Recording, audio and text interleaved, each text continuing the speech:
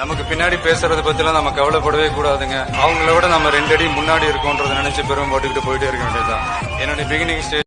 வணக்கம் and welcome to அர்கேருன் channel. மலையாள ஹீரோயினியான Mamata by GV பிரகாஷோடைய hero ரோலிங்கில் இயக்குனர் நிகேஷ் அவருடைய இயக்கத்தில் வெளிவந்த ரேபல் மூவியோட படத்தோட ரிவ்யூ தான் பார்க்க போகிறோம். இந்த படத்தை ரிவ்யூ பார்க்குறதுக்கு முன்னாடி நம்ம சேனலுக்கு இப்போ தான் முத வரீங்களா, மறக்காமல் கீழே இருக்கிற ரெட்களை சப்ஸ்கிரைப் பண்ணி நம்பிங்க. வாங்க வீடியோக்குள்ளே போகலாம்.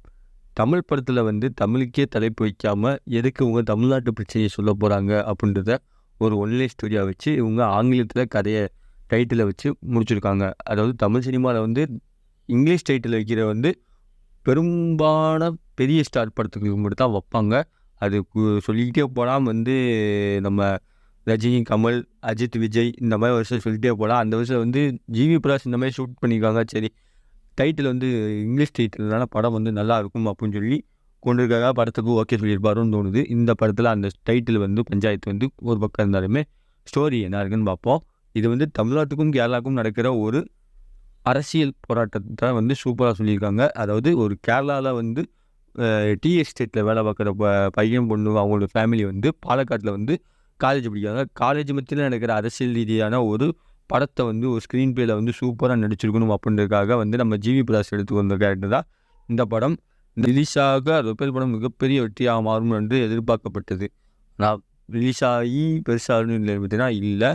இந்த படத்தோட ஹீரோயினியை பற்றி சொல்லி ஆகணும். ஃபஸ்ட்டு பிரேமலு ஹீரோயினி இவங்க நடித்து இளைஞரில் இப்போ பிரேமலு படத்தில் மலையாள சினிமா பெரும்பாலும் பேர் நிறையா பேர் கொண்டிருக்காங்க. அது மூலமாக இந்த ஹீரோயினியை நிறையா பேருக்கு தெரியும். ஏன்னா பிரேமலு படம் best of the comedy entertainment மூவின்றாங்க. அது அந்தளவுக்கு இல்லைன்னு சொல்லலாம். ஏன்னா தமிழ் சினிமாவில் காமெடி என்டர்டெயின்மெண்ட் மூவி ஜேர்னல் இல்லை. அதனால அந்த படம் ஹிட் ஆச்சு. அதே மாதிரி இவங்க இந்த படத்தில் நடிச்சிருக்காங்க. அதுக்காகவே இந்த படத்தோட எதிர்பார்ப்பு அதிகமாச்சு. நான் முன்னாடியே சொன்ன மாதிரி டார்லிங்கில் அறிமுகமான ஜிவி பிரகாஷ் ரெபேல் மூலமாக ஆக்ஷன் ஹீரோவாக மாற முயற்சியிருக்காரு. அதாவது அங்கேருந்து ஒரு நிறையா படங்கள் நடிச்சாலுமே ஒரு சில படங்கள் தான் இவருக்கு ஹிட் ஆச்சுன்னு சொல்லலாம். மிகப்பெரிய ஆக்ஷன் ஹீரோ கிடையாது.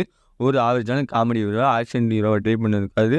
அவருக்கு அந்தளவுக்கு கை கொடுத்துருக்கான்னு பார்த்தீங்கன்னா எந்த வித கை கொடுத்தவும் இல்லை, ஆவரேஜாக தான் இருந்திருக்கு. டைட்டிலே சொதப்பல். நான் முன்னாடியே சொன்ன மாதிரி டைட்டிலே சொதப்பல் தான். அது அந்த ஒரு கட்டத்தில் இருந்தாலும் மூணாருக்கும் கேரளாவுக்கும் நடக்கிற ஜிவி பிரகாஷ் படிக்க வரும்பொழுது அவங்களுக்கு அங்கே ஆசிரியர் முன்னாள் மாணவர்கள்லாம் காலேஜில் பிரச்சனை கொடுக்குறாங்க, தமிழை இழிவாப்படுத்துறாங்க. அப்படின்றப்ப தமிழ்நாட்டுக்கும் கேரளாவுக்கும் இருக்கிற பிரச்சனைகளை சூப்பராக சொல்லியிருக்காங்க. தமிழ் மொழியை மட்டம் தட்டுறதை மலையாளத்துக்கு எதிராக ஒரு ஹீரோவும் ஹீரோயினையும் திரும்பி பதிலடி கொடுக்குறாங்க. அதை ஒரு ஸ்டோரியாக வச்சு சூப்பராக கொடுத்துருக்காங்க. அந்த நடிப்பு, எல்லாருடைய நடிப்பு, ஜிவி பிரகாஷ் ஹீரோவாக வரிசையில் பல படங்களை பார்த்துருக்கலாம், பல கெட்டப்பில் பார்த்துருக்கலாம். அது பல படங்களில் இன்னும் அவங்க முன்னேறணும்.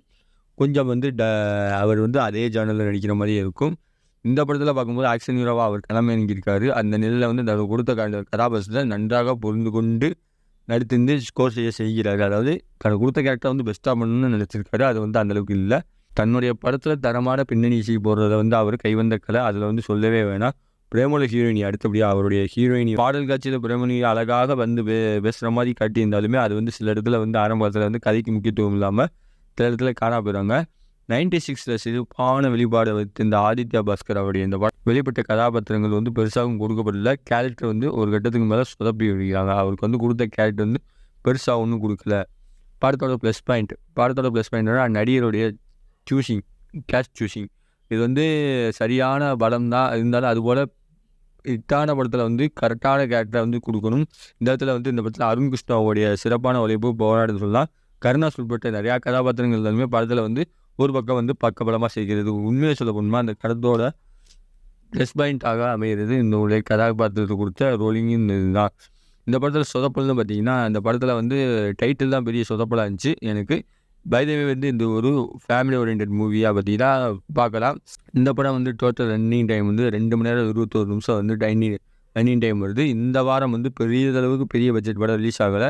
அதனால என்னமோ இந்த படத்தை இப்போ சோலோ ரிலீஸாக இந்த படத்தை ரிலீஸ் பண்ணியிருக்காங்க. இந்த படத்துக்கு ஆர்கேருன் சேனலில் ரேட்டிங் பார்த்தீங்கன்னா 5க்கு 2 இன்ச்சு தருவேன். இந்த ரிவ்யூ பிடிச்சிருந்தால் லைக் பண்ணுங்கள். இந்த ரிவ்யூ உங்கள் ஃப்ரெண்ட்ஸ் எல்லாருக்கும் தெரியணும்னா மறக்காமல் ஷேர் பண்ணுங்கள். அடுத்த ஒரு மூவி ரிவ்யூவில் சந்திக்கிறவரை உங்களிடம் விடைபெறுது உங்கள் ஆர்கேருன். By viewers.